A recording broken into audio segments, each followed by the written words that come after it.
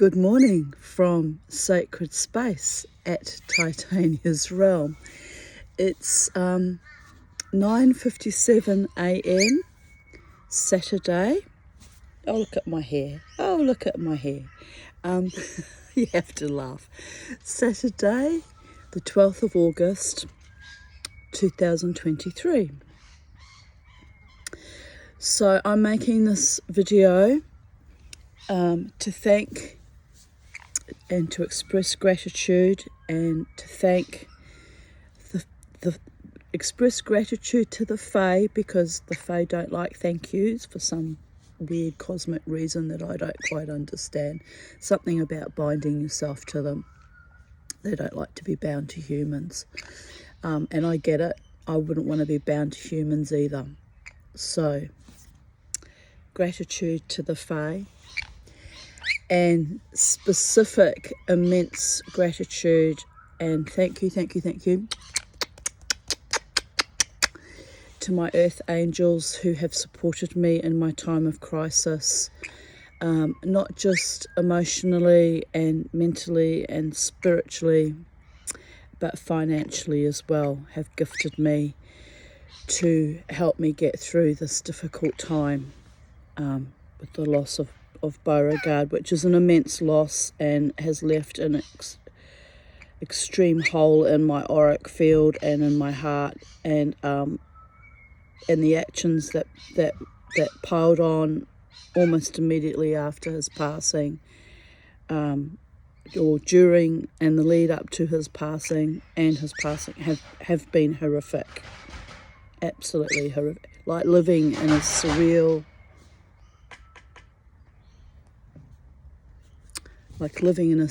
nightmare, right? But my earth angels, and you know who you are, fight for me in multitudes of ways and love me, and I'm humbled and in awe and deeply grateful for your love and your generosity towards me.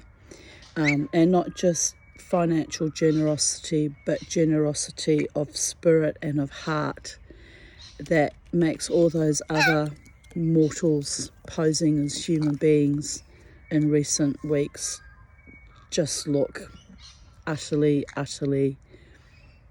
crass and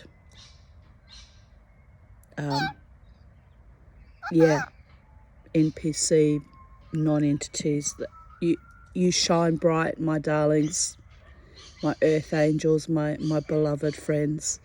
You shine so bright, and you help me to hold my head up above water and look into the horizon with my classic Bodhisattva, defiant, wild, fierce warrior goddess fight for not just survival on this planet, but thriving on this planet. You remind me of how much I am loved in a paradigm when love has been a very, at times, toxic, dangerous thing for me.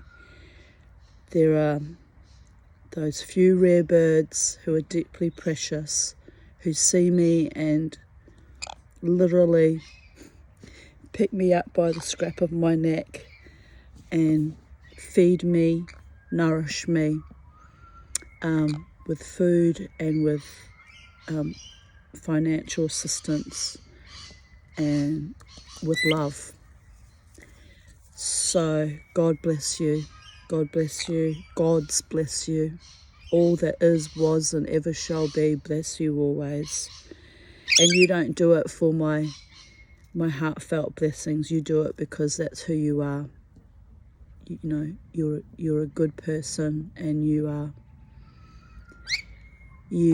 fight for me in those ways that are material and fiscal and physical, and you fight for me on the etheric, astral, spiritual, other dimensions as well. And when I go down in grief and trauma and distress, when things get too much, you lift me up on your earthy, pragmatic, angelic wings. You don't have visible wings, but your wings are there, and they are uplifting and buoyant and brave and deeply loving and authentic. So I wanted to thank you and express gratitude also to the Fae, the invisible dimension, higher dimensions, and the gods, and the Holy One, creator of all that is, was, and ever shall be. Look at this glorious day. I've got little Charley on my lap, being Charley, and I'm not dressed, as you can see. I'm in my dressing gown. It's a fabulous colour, this dressing gown. Someone gifted me this dressing gown. I think it came from Annette Brown, and it's just beautiful, and a beautiful colour. And I'm surrounding myself, because I am, after all, of Pal Talk fame, infamy. I had a lot of enemies on that chat program for a lot of years, but I also had a lot of dear friends on there too. This life is harmonic resonance and balance, people. It's the yin and the yang. But I am the psychedelic dreamer without doing psychedelics. How ironic, but my mind does swirl in beautiful dreaming and colour and sometimes intensity, and it spirals up into the higher dimensions when life is sweet and kind and gentle and beautiful, but it also takes a deep dive into the abyss when life is cruel and sadistic and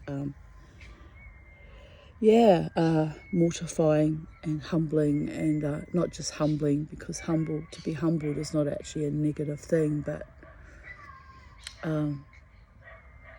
the deep dive we went on recently on that journey, losing Beauregard, was hellish. And the beautiful friend that assisted me today, my earth angel, to help offset the vet bills, the zip pay vet bills, said she was determined that nothing bad shall happen to me, and so she's fighting for my survival on this planet and for my happiness. And that is a deeply loving act, to not just want me to be happy and thriving, but to practically give me that assistance. And I had actually spoken with her about it when Bobo was dying, or about to die. I said that I didn't want her to help out monetarily, because it's just not fair. It's not fair that my friends regularly have to help me out, or feel that they have to help me out. I don't want them to feel obligated ever, and I don't want to be a burden to not just them but anyone ever. But here we go, yet again, she's chosen to gift me, and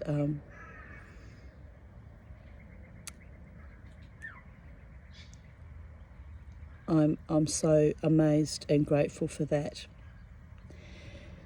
So the other purpose of making this video was I wanted to show YouTube world and my few subscribers, or people that watch my zany,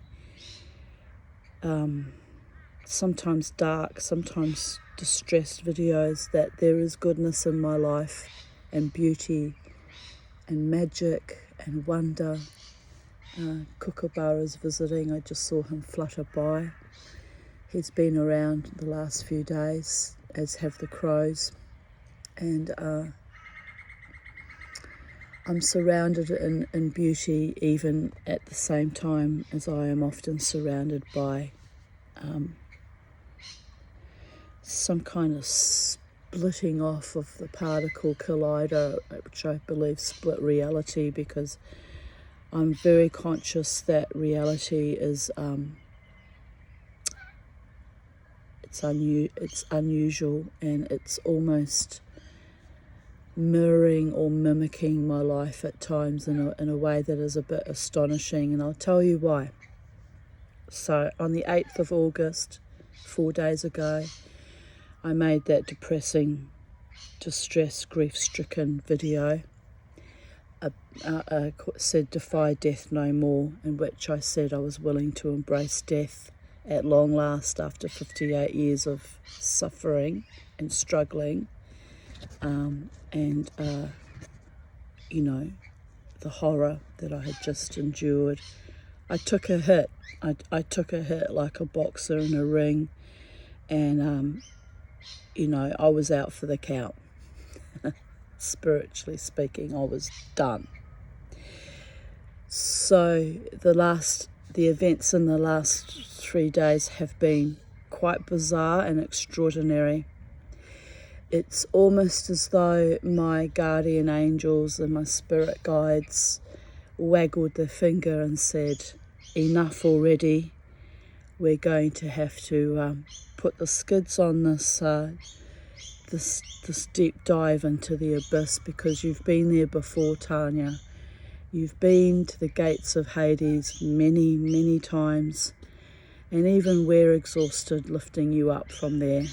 At the end of the day, it's all about taking charge of your life and your emotions and taking personal responsibility, which is a bit hard to do when you're under full-blown psychic and physical and mental and emotional and full-blown attack. Sometimes the best fight a woman or a man or a child or a birdie can do is to reach the point of acceptance that there is nothing more we can do, and to just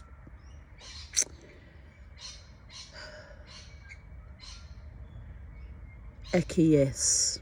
I don't like the word submit, because I had a lover many years ago, decades ago, a psychopath, who used to say to me, come to me in love and submit, and he thought that was sexy, He was actually just depraved. But anyway, we won't go there. But we will acquiesce to the fact that there are some evil entities on this planet, and that it's a contagion at the moment. And I choose not to be part of that contagion. It's very difficult to keep your head above water when you're surrounded by the most immense horror of the stuff of nightmares, of the stuff that I spent many decades from adolescence on, watching horror shows as a way of actually having a release from my own complex traumas, because there was nothing so horrifying in any horror movie that I hadn't already overcome or endured in my home life. And that's the truth, people. So the events of the last 4 days have been extraordinary. So the 9th of August, the day after I made that very dark video saying basically I'm done and I'm not going to fend off death anymore and I will embrace her, instead of our usual little tango or lambada, where we writhe together and merge, almost merge spirits, and each time when I reach the point of acceptance, I'm ready, she twirls off into the curtains beyond the veil, says, "Not yet, Tanya, not yet." It's been a long, languorous, teasing dance, death and I, since childhood. early childhood, 4 years old. So it's a strange relationship to be having with a force of nature that is in counterbalance to life. It's literally like juggling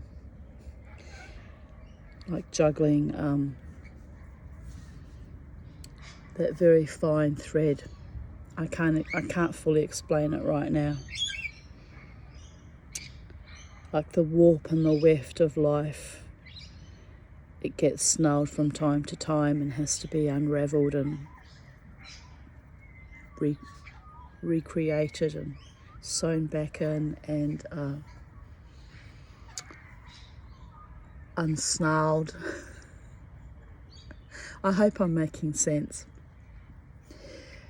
So the 9th of August, what happened was I had a debrief with my psychiatrist, and still very much in distress with the passing of my dog. And I told my psychiatrist that I had been told to leave the live wire bar at the Treasury Casino in no uncertain terms. Basically, I was told that I've been rude for the last 12 years, sitting on my little spot, and that I was not wanted in the new venue because it's 5 stars, implying that I'm some sort of trash and not elegant enough, when I actually dress better than the majority of the people there. So that was a bit of a nerve. It's also discrimination, because they know that with my issues that I sat in that particular little spot tucked away for my own safety and feeling like I had some level of control over the environment there, which could at times get quite dangerous. And they can be in denial about that all they like, but that was a dangerous place. Not once, but many times in my 12 years of dancing there. And yet I continued to do so, because I was gaining mastery over the psychopath, as I do with my trauma issues. And I was fighting for my right to party and dance and be in my own little niche, my own little world, surrounded by some nice friends, you know. Most of them went toxic in recent years, again with the putting me down because I don't have a lot of money, and, you know, invited me out to a birthday dinner and then tried to humiliate me about money. I threw the cash in the woman's lap, you know. I had the money for the dinner, and it was deeply disgusting and degrading for her to try to humiliate me like that. It's utterly appalling. I'm not over it. And that was back in December 2020. So I don't know. I haven't spoken to that woman and the other former friend since, really. So I don't know whether they were a factor in getting me removed from the casino dance space, or whether it was just a change of culture since the zombie apocalypse has entered a new level post the COVID vaccine, if the people have actually all been altered by what they have accepted, quite willingly submitted to putting into their bodies, whether they see me somehow as a threat because I stood defiant and, you know, lived my best life the best way I could, literally trying to keep myself alive, because I knew that was dangerous, and that it would severely impact on what was left of my precarious health. So I made a choice to keep myself pristine in that regard. And I'm hated for it, for my own merest fucking survival. So there is that. I said to my psychiatrist on the 8th of August when I saw him, that I probably smell different, you know.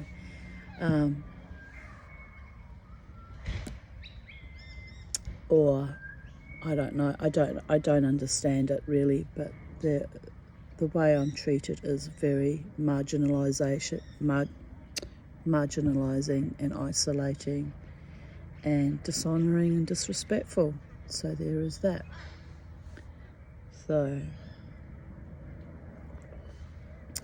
but don't forget, for every bloodless, vituperous, vicious, narcopathic, psychopathic, sadistic little cur, I have earth angels on my team who fight for me and see my value as a human being and want me to be happy and want me to continue dancing and want me to have love and light and joy in my life. So, you know, these other entities, ultimately, at the end of the day, who were cruel and vicious at the Treasury, trying to get into a light where I can see properly. And what about here? Oh, we're in the shade here. What about here? Also in the shade. Oh, that's not too bad. Those entities ultimately don't matter. I don't wish them any harm, but it's probably good I was removed from that space, since they had so much hatred and envy and sabotage towards me, which they demonstrated quite overtly a few months ago when a young man sat with me and was kind. Didn't want me to have any kindness or sweetness in my life, and that's really quite evil to do that to someone who's actually done no harm to anyone there, but danced my dance, right? It's bizarre. Anyway, I said to my psychiatrist during my debrief that I was done and that I wouldn't be fending off death anymore. And I said, I'm not suicidal actively, but if something should happen, I won't be fighting it anymore because I'm exhausted after a lifetime of complex traumas and horror. I'm exhausted. I'm literally, yeah, she's so funny. I'm literally staying alive only for this little one, because I made a promise to my pets and the gods that I would protect and nurture the voiceless and those that can't fend for themselves. My pets that I brought into my life, so they are my responsibility.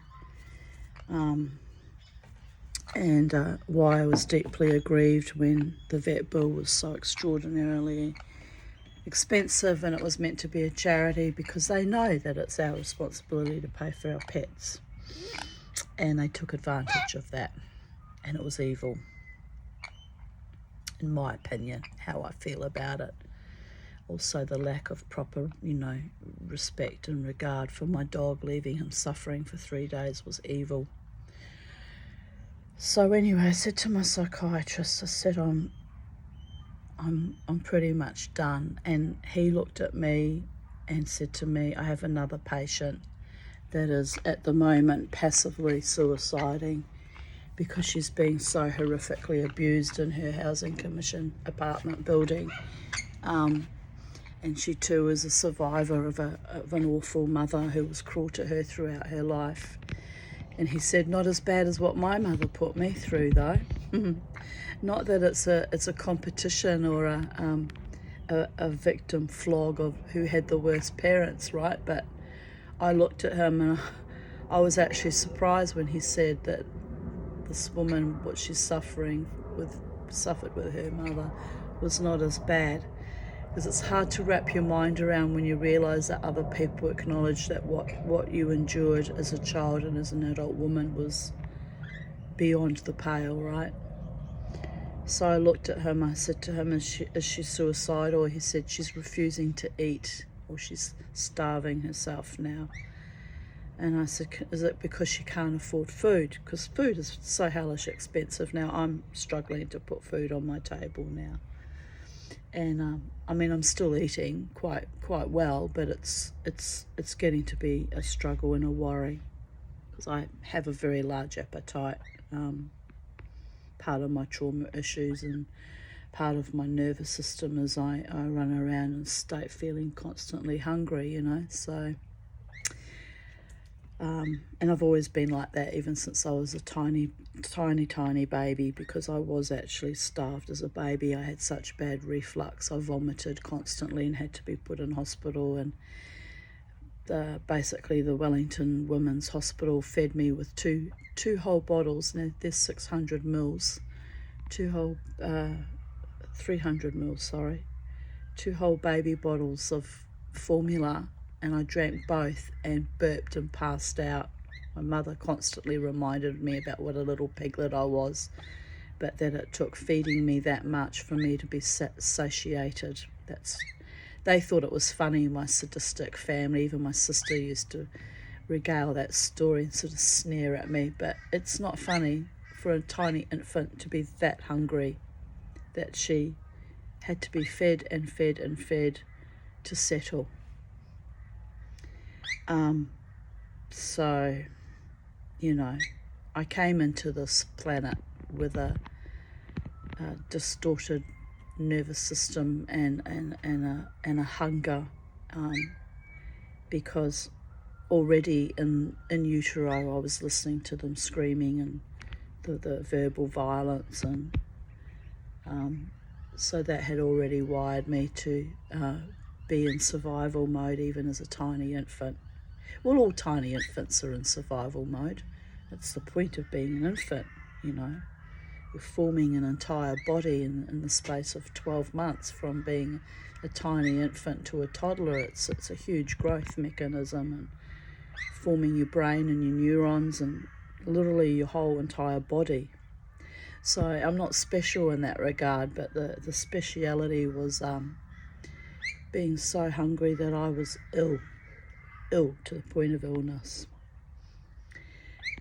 So I digress. So, sorry, I digress, my darlings.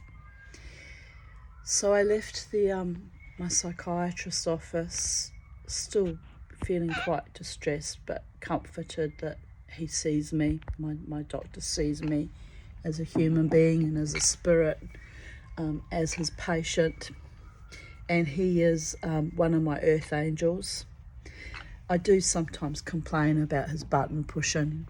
I guess it's part of his professional thing to, you know, push and see how far I've come in my mental health, right? So sometimes he pushes my buttons about a former love interest that I remained in love with for, it's gone on for over 9 years, and only in the last year have I finally stopped, not completely, but I finally stopped mentioning his name or bringing him up, and I'm finally healing from that. Took me over 9 years. So occasionally my doctor does push my buttons about that, and probably to see how reactive I still am. There'll be a reason for that. But anyway, he's a good man, my doctor. He's fought for me many times in the 12 years of therapy that we've worked together. He's worked on me. He's kept me alive. He's had my back, and you know, like I say, my earth angels, my dear friends who have my back, and my one professional that I trust, not 100%, you know, because I trust no one 100%, but my doctor I do trust, and he is a good, kind, loving soul, and he's, as I say, he sees me, and he knows that I'm authentic and truthful and honest, and he knows how hard I have fought for the dance, for my life, for my pets when they went down to the gates of Valhalla. Hello? Who are you talking to? Who are you looking at? I know, it's a bit weird our little Bobo not being here, isn't it? I know, our little Beauregard. He was such a beautiful boy, wasn't he? But it's all right. He's safe now where he is. He's loved and he's safe. It's a pity that we couldn't be safe enough in this lifetime. But it is what it is, Charlie. Mummy tries to provide safety for you at sacred space, but what happens when you go to the vets is out of my control, and that is a deep, deep horror that will take me many months to heal from.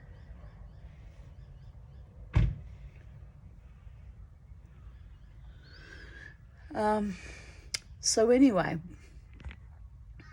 I literally drove out of my psychiatrist's office's clinic, and I pulled in to turn left onto the main road.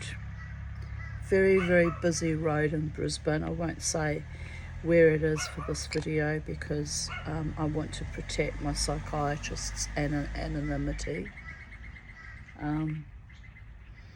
And it's a very busy road, like 4 lanes of traffic, all going, to the facing to your left, right.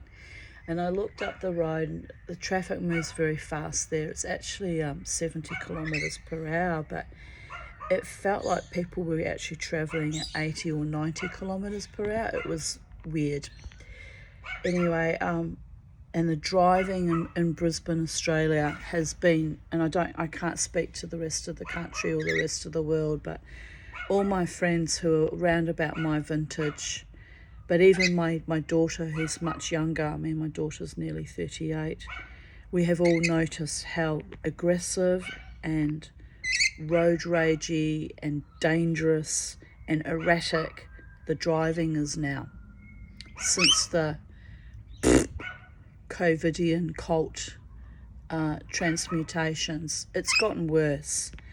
At first I thought, maybe it's because I'm not driving as often or as much, but no. All my friends and my daughter complain to me how frightening it is to be on the road now.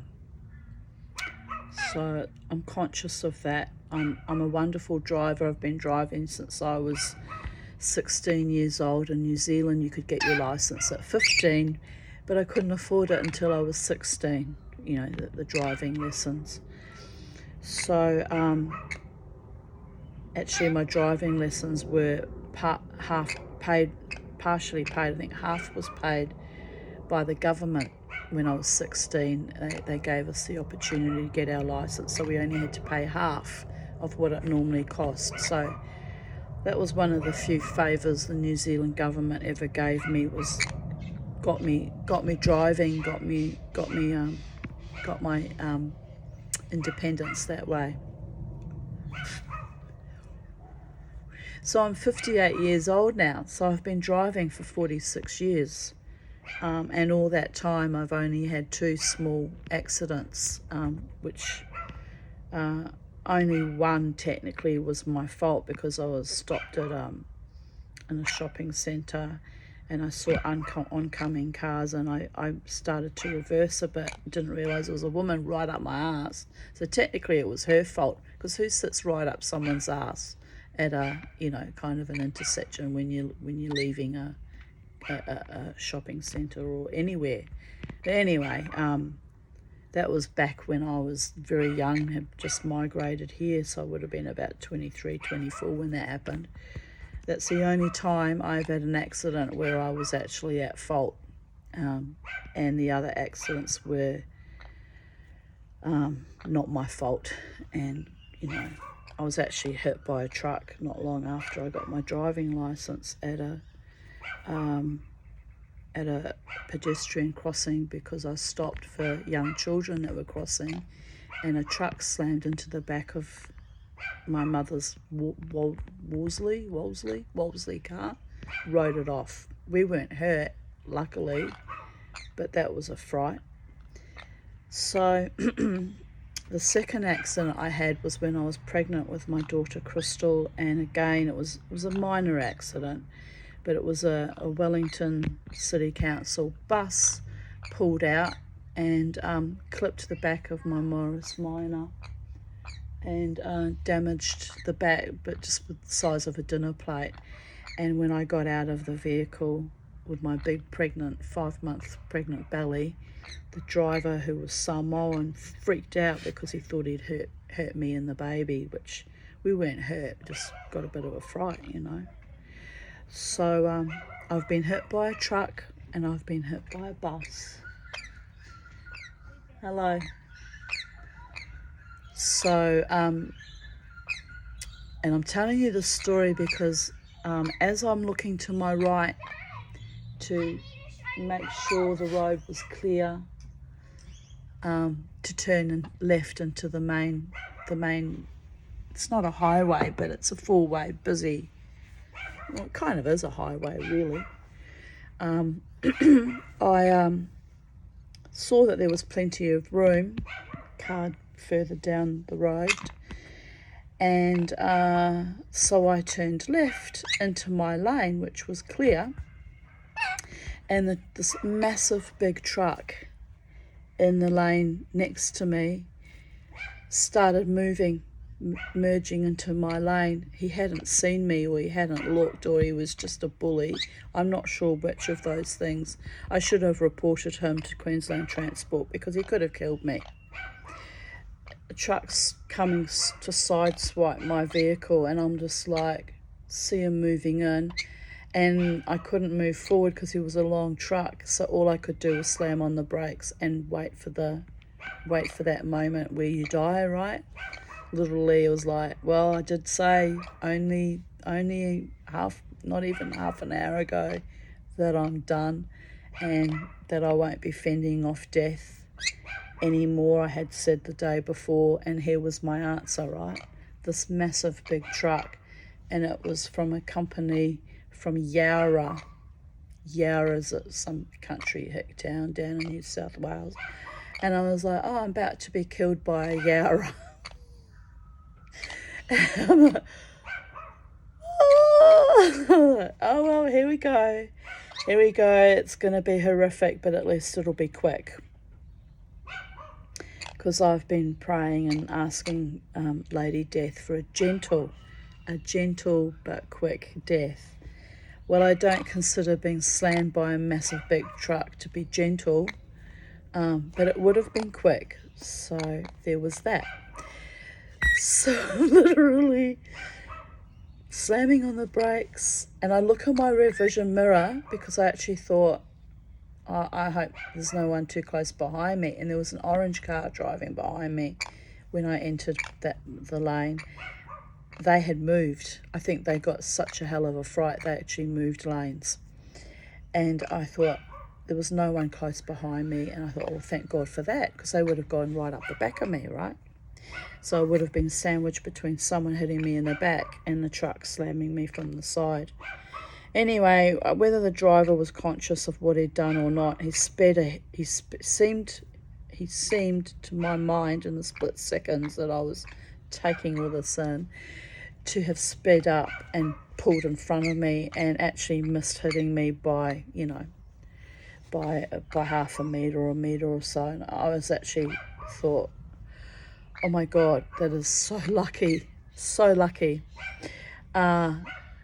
But however, he did give me a really, really massive freaking fright, and I was furious, and so I'm stuck behind him because the road gets very bottlenecked going there to Garden City, and 4-5 lanes, and at that time of the afternoon it's bumper to bumper often. So I was like, oh my goddess, I've come so close to dying. Only minutes, literally not within half an hour of saying I'm ready, I'm not going to fight it anymore. So so be careful what you ask for when you're a shaman, because the gods are listening to every word I say, and sometimes they take things literally, and sometimes they play with my fragile little mind and give me a little tweak to remind me that I'm here for a reason, and I have to fight for my right to dance, to party, to exist on planet Earth, and not to be so quick to descend into the death spiraling, because I fought this. I fought the monstrosities on the casino dance floor when people were sadistic and vapid and psychopathic and cruel.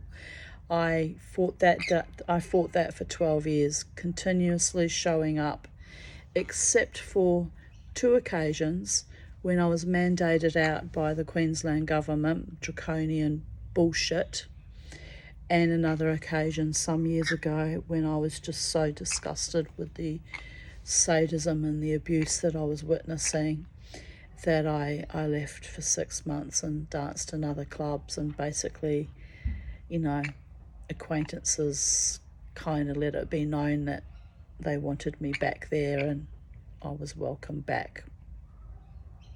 So, which was weird, but I did come back, and I did maintain my usual demeanour, which is to sit in my little corner of the stage and dance wildly for the bands, is like geeing up the crowd and being joyful and wild myself and having a lovely time. Apparently being joyful and wild and carefree and supporting the bands is no longer welcome anymore.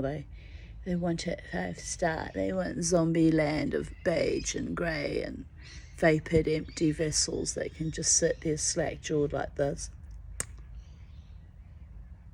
Which is what, the majority of the clientele there do now. They sit there empty and vacated while I do my usual tribal shamanic wild dance. And they watch me constantly. So to be honest, I'm probably safer not being there. They've probably done me a favour, because it was wearing on the nerves to see the same men year in, year out staring at me with no soul or life force of their own.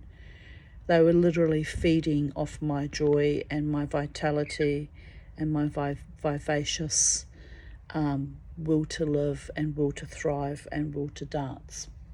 They had a good feed for a very long time, and I did get depleted at times, mainly every weekend when I went home exhausted.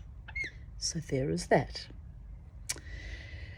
So anyway, I was driving to Garden City because I had decided when I left my psychiatrist that I was going to go there, and after that truck nearly slammed into me, I decided that I would go and settle my nerves, because I was in an altered state. I was literally floating out of my body, because I was like, here I am saying I'm not going to fend off death anymore, and then death nearly slams literally right into me. So it was a bit of a shock. I was in a kind of in shock. So I went to Garden City, and I had a meal, and then I was walking around the shops, and I was coming out of the reject shop, and some random man who I didn't know approached me in a big Western cowboy hat, leather one, handmade, he told me later that he does his own leather work. Approached me and said he admired all my necklaces and how beautiful they were, because I was wearing my necklace I made with skull beads and the Tree of Life pendant that I had bought with my small inheritance back in 2012. It was hand-cut spoon ladle, which inspired me to get into making jewellery out of flatware 2 years ago. I thought, well, I can do that too, So I had that on, and I had the other pendant I recently made, the Hall-Light one with all the little silver love hearts that I soldered on. And I had my Egyptian necklace that belonged to my mother with little Egyptian motifs on it. It's sort of like a short necklace, so it sits like here, like a bit of a choker. Anyway, this lovely man approached me, and look, normally I would have gone, oh, thank you, and just walked off. And I'm trying to remember, I have a feeling he's approached me once before, and I did that. I was just, oh, thank you so much, and walked off. But this time, probably because I was still in shock and I was a bit vulnerable, be wary when the Tanya is in a vulnerable state, because it can be a bit weird and surreal and bizarre. But anyway, this man was very kind, and I said to him, actually, I said, my dog died a week ago, and I'm still processing and dealing with that, and I've just left my psychiatrist's office where I debrief, and I said, I literally driving out of the psychiatrist's office was just about killed by a truck just now. So I said, I'm really not in a very good mental state right now. He looked at me, he was very kind, and we were talking about spirituality, because he said he was a Wiccan and he had all the rings on, pentagrams and weird and wonderful rings, and they were all costume jewelry, but they were nice rings, and his weird cowboy hat, and he had a sort of a cotton or hemp shirt that had Om on it, so I could see he was spiritual. And he said that he was a Wiccan, and he was also a priest in the Native American religion. So I said, well, you seem very interesting. I said, let's go and have a coffee and we'll talk about things, which is unusual for me to invite a strange man for coffee. And it wasn't that I was interested in him romantically, but I thought we were on the same wavelength. Anyway, the highly unusual and weird thing that happened was, he said, I went to Coles to get a chicken and there's no chickens, so now I have to go upstairs to get a chicken at Woolies. Would you come with me and go up there? I said, we'll get a coffee up there. He said it's cheaper. He had no intentions of buying coffee because it's too expensive. It's $7 a coffee, which I realised. And I myself, being a disability pensioner, I would have bought the coffee, but I didn't want to be too overly effusive because I didn't want to give an impression that I was interested in him romantically, right? So we go upstairs and we walk around Woolworths, and I realised that he was quite odd. He said, I need to buy noodles, and then he stood in front of all the noodle packets and just basically zoned out for quite some time, which I also do when I'm in supermarkets. So I'm watching all his trays, right, and I'm thinking, this guy he's like me, he's got PTSD, he zones out. And I'm standing back watching all this, sort of slightly amused, thinking, oh, well, I must look like that when I zone out too. So, realising how weird I must look to other people when you're seeing someone with exactly the same trays, right? I was trying not to laugh. I was like, oh dear goddess, the universe has sent me someone who's exactly on my wavelength. Exactly. So he proceeds to tell me actually that he has PTSD, and I said, oh, I know, I understand. I said, I have CPTSD too. And I said I had a monstrous upbringing, monstrous people, and life's not been normal, and I'm a shaman, and well, I'm not really a shaman practitioner, but I am a shaman. And I said I've only just embraced that in recent years, when I realised that the gods will not remove their thumb off me or cut me any slack in any way, form or manner, because I'm owned. I'm owned by the gods, and I wasn't even allowed to die multiple times. I'm here for a reason, and don't always understand what that reason is, but it's part of the shamanic journey, right? So he told me that he is a priest in the Native American religion.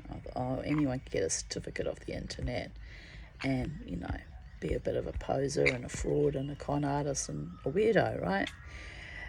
But he invited me back to his little house in this caravan park, and uncharacteristically, very uncharacteristically, I went back with him, and he was a perfect gentleman. He showed me all the photos of him in his Cherokee regalia that he handmade from buckskin that he hunted, and he sews with sinew in the traditional way, And he showed me all the photos of him wearing them to, various shows like the Mount Gravatt show. And he was an oddball character, but he was actually very sweet. In some ways a little bit childlike, as we all are, us vulnerable ones, us CPTSD survivors. We have a childlike, almost ethereal, fake quality, because we're not often grounded in ordinary reality because we zone out and disassociate with our trauma issues. And some of us are literally touched by the gods to have extraordinary lives, which we ourselves sometimes struggle to navigate, which is why I've been in therapy for 25 years. So there is that. And as I said, my doctor is a wonderful human being and does have my back, except for the occasional button pushing, which is part of his brief, I suppose. So anyway, I hung out with this gentle man in his home, but after he invited me for a peppermint tea and bought me a Turkish Delight chocolate, which I shared with him, and I was greatly amused by that, because the last love interest that I had a love attachment to bought me a baklava. So I was thinking to myself, what is it about men buying me Middle Eastern sweets? It must be a past life memory that they respond to. I must have been, in another life, perhaps a Muslim or someone living in somewhere in the Middle East or in Israel. It's actually quite sweet that they buy me Middle Eastern sweets, but it's also unusual given that, the last one was English and this chap's Welsh background, but Australian. So very odd indeed, but sweet. So I shared my Turkish Delight with him, and I drank the peppermint tea, and then he proceeded to basically get so excited that he had a visitor. It's so lonely that he brought out all his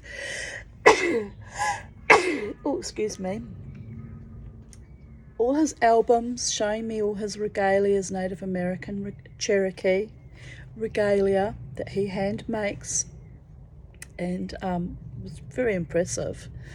He showed me all his hunting and camping gear, which I thought was a weird thing to show a woman, but this is his self-esteem and his identity. As he says, he likes to go out bush, and he actually took a kayak. She's going to poo on me in a minute. I can tell by the squeezing of the anus. He showed me he said he had a kayak and he was going to go to the Murray River, but he only got down, said some place name I don't know, and he camped there in the bush and lived on kangaroo and turtles, which I think are a protected animal, by the way, and scrub turkey. And all I could think of was, because those wild creatures are just full of worms, right? I wouldn't want to be eating them unless I was so starving there was no choice but to eat them. If there was if the apocalypse got any worse and all there was wild animals you'd have to eat, but it's not something I would choose to do for a lifestyle, right? Then he's telling me all about whitebait. And he goes, oh yeah, and I was down by this coastal town, and the fishing boats would come in and they'd be loaded with whitebait, and they'd give us as much as we wanted, and we had buckets and buckets of it. And I started getting weirded out, because this is the second time in recent months that I've met a strange man. One was outside the casino in George Street, who was lovely and poetic and lyrical and weird, but very passionately madly into me. I had to escape him in the end, but he kept saying that he had just had a feed of whitebait and he wanted to kiss me. Every time he said that, I'd be like, oh, and he found that hilarious, that I was so repulsed by it. So nice man, but loopy too, and but I think he was playing on at being loopy, the other man, because later on my homeless friend Katrina said that she thought he was an undercover cop, and I said, yeah, there was something odd about him that didn't quite ring true, you know. But it's the second time I've met a man in recent months who mentioned eating whitebait.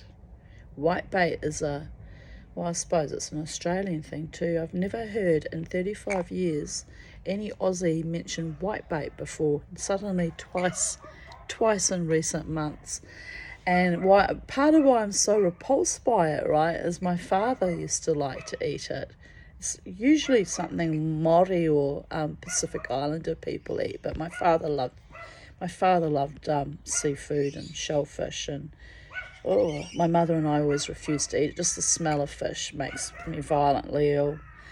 Actually, I was dancing last night at Five Rhythms, and as I danced to the opposite end of the hall, which was the South Brisbane Sailing Club, as I danced closer to where their kitchen area was, there was the most disgusting stench.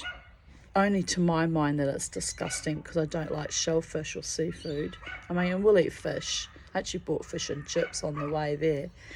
But there was a stench of oysters. So I don't know if it was someone dancing had a big feed of oysters and it was coming out of their pores, or if it was actually the smell of oysters coming from one of their fridges. But each time I danced to that corner of the hall, I'd be like, bleh, bleh. I'd have to I did dance there for a while because I was thinking, am I imagining smelling oysters? But no, I don't think I was. I think that someone had a meal of oysters, or it was in their kitchen. I could literally smell it. Oh, it's the most revolting stench. They weren't off oysters, but there was that sickly sweet permeating. Anyway, so the thought of whitebait also makes my stomach turn. So this chappie, Cedric was his name, talking about whitebait and how much he loved getting the buckets of free whitebait. I was like, yeah, I kind of have to go now. You know, it's lovely meeting you. Oh, please stay a bit longer. I want to show you my crystal skull. And I was like, it's in my bedroom. I was like, here's where it gets bad, people. No, he was a perfect gentleman. I actually did a little dance at his bedroom doorway. I said, I can't enter your bedroom. A lady never enters a gentleman's bedroom the first time she meets him. I said it kind of like that, with a little bit of a glare, saying, try anything and I will have to kill you. You know, I've gained mastery over the psychopath to the degree that all I have to do is give them the look, right? Even though I was being good-natured about it. I was lucky, actually, because if he had been a full-blown psycho, I just would have been raped and murdered, and that would have been the end of me. So it was a matter of luck and a little bit of human decency and kindness on his part, you know.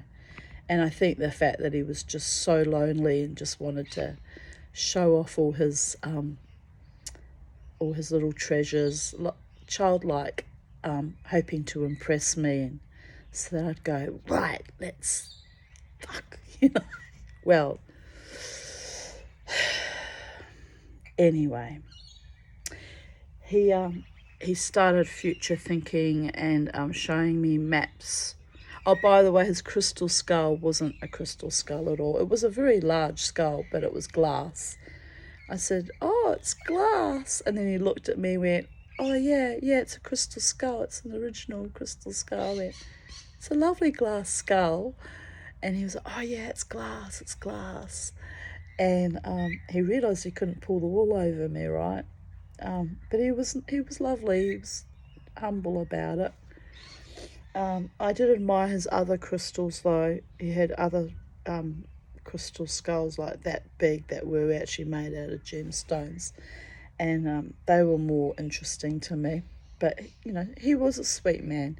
Anyway, he started future thinking and asking. He gave me his number and said we could go to Wynnum for fish and chips. So, again, with the fishy thing, which he actually, and by all intents and purposes, was inviting me out on an actual date, right? Which I have said to the gods, and my psychiatrist has said too, that it's time that I accepted nothing less than actually being dated and not treated like trash by the most abhorrent wastrels, which has been a long history of that. And I had said, yes, if I meet someone, they have to date me. But I don't actually want to date this man. He was lovely, he was very sweet, but I'm not interested in him romantically. But I thought he might make a nice friendship, so I did take his number. He was so excited. He said, oh, will you come out tomorrow and we'll go around all the second-hand shops? I was like, I do go to second-hand shops when I'm looking for silver or clothing or things that are of interest to me. But in general, it's not something I do for fun. It's like I don't really like going to second-hand shops. I only do it because of my poverty issues, or if I'm looking for something specific, or if my angels demand that I go into a certain shop, as they did 2 years ago, which started me on the silversmithing journey. But I don't usually go through all the op shops as a matter of course, unless I feel like inspired to do so. And the reason for that was my mother, who was quite wealthy actually, and robbed me of land and wealth, even in the ugly rule dispute, brought me up on second-hand clothes because she saved money on my clothing so she could buy herself opulent jewellery and have opulent holidays. I mean, she really was an asshole, but anyway, there is that. So, I do still buy second-hand clothes. My dressing gown is second-hand, gifted to me by a friend, and my nightie is gifted to me by that friend. So I'm not a snob. A lot of my clothing is second-hand.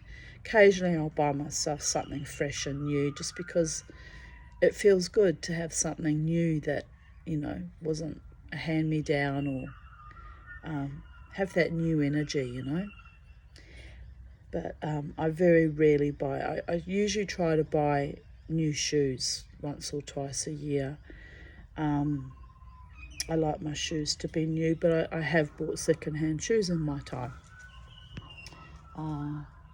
Specifically, I bought some lovely Doc Martens one year for $65 in the Lifeline shop, and they were worth like $300, and they were still fairly new, so they lasted me quite a few years. So anyway, Cedric wanted me to go op shopping with him as a companion, and I said, oh no, my cleaning lady comes tomorrow from the government and I have to be here. Thank goodness. I told my cleaning lady, Rati, I said, you were a wonderful excuse. She even had to laugh, And then he wanted me to meet him at the markets on Sunday, which is tomorrow, and that's harmless enough, but I don't think I'll pursue it because as lovely as he was also quite demanding of my time, and each time I said I want to go, time to go now, he'd find another excuse to show me more things. And although it was all very interesting, he was showing me all his hobbies and his interest in sunken treasures and pirates, and was bringing me out all the maps from all over the world with sunken ships. So it was an entertaining and interesting 5 hours I spent with him. He thinks in his mind that means we're in a relationship, and I don't want to go there. For multiple reasons that have got nothing to do with him even, just me not being in a good space with having just lost my dog, and I'm not attracted to him, which, as I said, you don't have to be attracted to everybody you meet, but friendship material would have been nice, but I could see he was already a bit controlling, like not wanting me to leave, and asking me to give him a lift home even, which I didn't mind because he lived very close by there to Garden City. But yeah, I could see the potential for it to be a bit controlling already, and I'd only hung out with him for 5 hours, so I thought, well, if this is how it is already, and you just meet someone, what will it be like if you get into a relationship? But anyway, or a a friendship type, full-on friendship. So I'm a bit wary. So that was on the 9th of August. And last night, the 11th of August, I went to the Five Rhythms dance. Wasn't feeling very well yesterday, had gut issues, and I had the heaviness of grief sitting on me like a pall. It was really quite awful. But I thought I have to continue to do my dance, my shamanic dance. It's very important to maintain my normal rhythm, my normal routines. And I hadn't been to the Five Rhythms dance space before, and it's beautiful. That sailing club is a beautiful venue. You're looking out over the river. So I thoroughly enjoyed it. It was lovely, and I saw Luke and Noosh that I know from ecstatic dance times. They're still friends on Facebook, although we very rarely interact or communicate. It was lovely to see them. But after the dance, I just walked out. I didn't even say goodbye to them. They were actually talking to other people, and I thought, well, I won't invade their space, and I'm new here, and I don't want to be too full on, and or appear to be too vulnerable or needy. So I ride this sort of razor's edge of wanting to be independent and free, and not wanting to appear to be needy.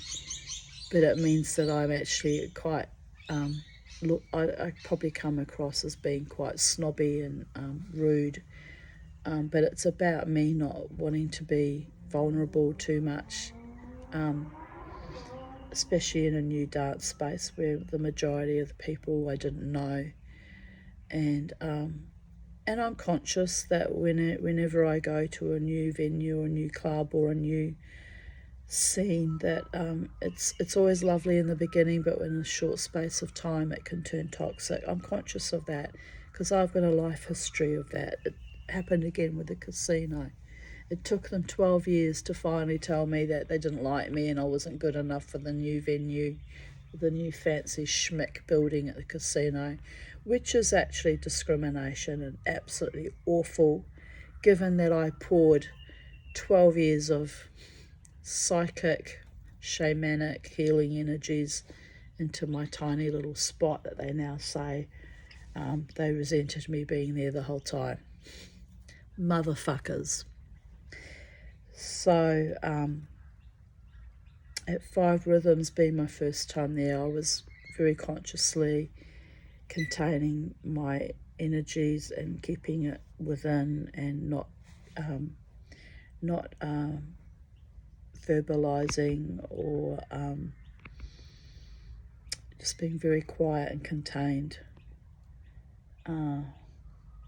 But I still, even though I had myself in my own little psychic bubble, I still had a wonderful time, and I did reach the point in the dance, the zone point, where you just completely let go and you're just flying free of all stress and all horror and all trauma and all ugliness, and that beauty flow state that all artists and dancers and musicians know so well.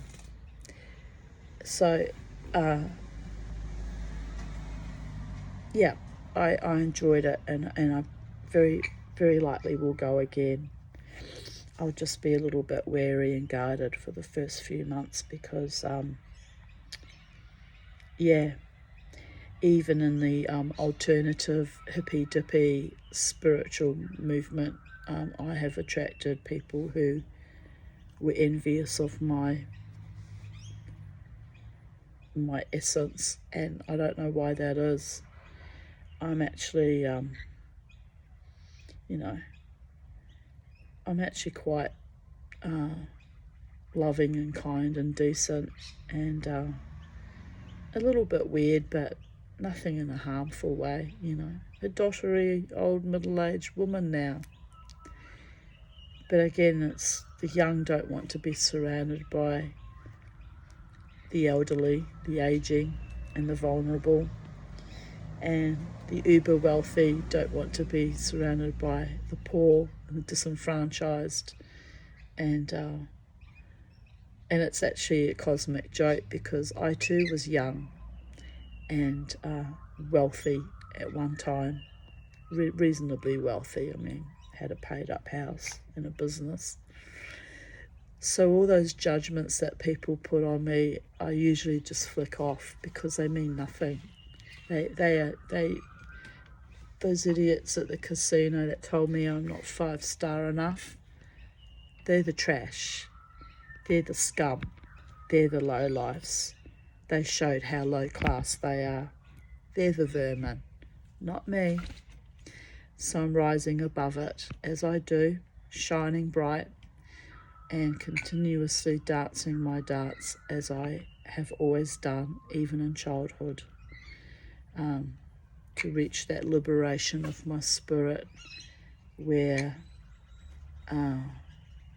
no labels, no judgments, no ugliness can append to me, because I'm free. And it's my freedom that people are often envious of.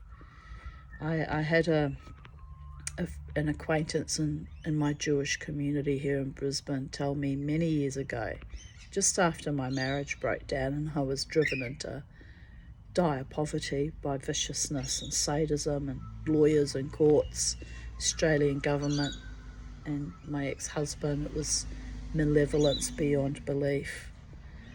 But this man approached me, and he was a very wealthy man in my community, and I had deemed him a friend. He used to come with his entire family to eat meals in my business, my Chicken Express business, and supported me, which was very kind. Or supported my husband too, and my children. They literally ate in our establishment and bought meals to support our business, right? Which was a very kind thing. He used to come with his elderly father and mother and his sister and her husband and the children, his wife. And so that was an act of generosity and of true friendship. So anyway, this gentleman, and he is a gentleman, very kind soul, to me anyway, approached me at some Jewish function. I don't know if it was Yom Ha'atzmaut, or I can't remember what the actual holiday or function was now, but he approached me and he said to me, "I want to tell you something, Tanya." I said, "Oh, what's that?" And he said, "People in the community are very envious of you." I said, "What of?" I said, "I've lost everything, my house, my business, 2 company cars, a boat, all material things." I said, "I've got nothing left now." I said, "I even had my life strangled out of me." I said, "What have they got to be jealous of?" I said, "For the love of God," I said, "that's just embarrassing, isn't it?" And he looked me in the eyes and he said, "They're envious of your freedom." He said, "There are many that wish they had your courage, and they're envious of even that." So I've never forgotten that. Sometimes even now, even in recent times, I sit there and I think, why are they so vicious, Charlie? What's behind this agenda? There's no reason to be so vicious. All I do is show up, dance wildly, go home exhausted, crawl into bed, build up my energies, go out the following week, do the whole thing again. What is there to be vicious about? But yes, David Groan, if you're out there and you see my video, you were correct. You spoke the truth to me, and I deeply value and appreciate that. I also deeply value and appreciate the time after I went to a meeting by Tzedek advocating and fighting for victims and survivors of child sexual abuse, of which I am one, when there was so much condescension and sadism and viciousness shown to me by other members that were there. You and my beautiful Sally, of course, had my back, and I value and appreciate that. I still remember how we stood out the back of your car after the meeting, and you had the boot of your car up, and you were showing me all your relaxation centre leaflets and all the Chabad, Kabbalah brochures, and you were so excitedly showing to me, and you were just being a friend, and they're all walking past going, because they're creeps, and they were making an assumption that I was flirting or trying to seduce you in some way, because they're just creeps. They're the dirty ones. They are the dirty ones. And all you did was hand me some brochures, and you were excited because we're friends. And unbeknownst to them, we'd been friends for quite some time back when I had my business, when your family supported my business. So there is that. And, you're one of the few decent men in the Jewish community that I know had my back, at least in that instance, in that time that you approached me to tell me how envious everyone was of my freedom. And they were milestones, signposts, not milestones, signposts in my life when I was deeply traumatized and very young and trying to navigate life again after my horrific marriage breakdown, that many times in my life when I would sit there and think to myself, why is this happening to me? Why is life so awful? Why does this repeat pattern of cascading trauma keep happening? Why? Desiree's my middle name. I would think of you making that comment to me, and it would strengthen me and remind me that ultimately it's not about what other people think of me or say about me, or these levels of sadism and depravity and debauchery and viciousness like I've just experienced yet again at the Live Wire Bar by the powers that be, who are just vain and obnoxious and downright fucking creepy. It's not about them, really, is it? It's about me maintaining my authority, my body autonomy, my freedom and my joy and my zest for life. Even in the valley of the shadow of death, I shall fear no evil, for thou art with me. Thou, meaning God. And this morning, my beautiful earth angel gifted me to remind me she wants me to live triumphantly and joyously, and protects me to the best of her ability. So again, I say thank you, and I bless you, and I honour you, and I will continue to live as triumphantly and as joyfully and as peacefully and joyously as I can, with my little Charley too. Say hello to the people, Charley. Say hello to the people. Can you see the little birdie? See the little birdie there? What's the little birdie doing? Oh, the little birdie. Is there a little birdie?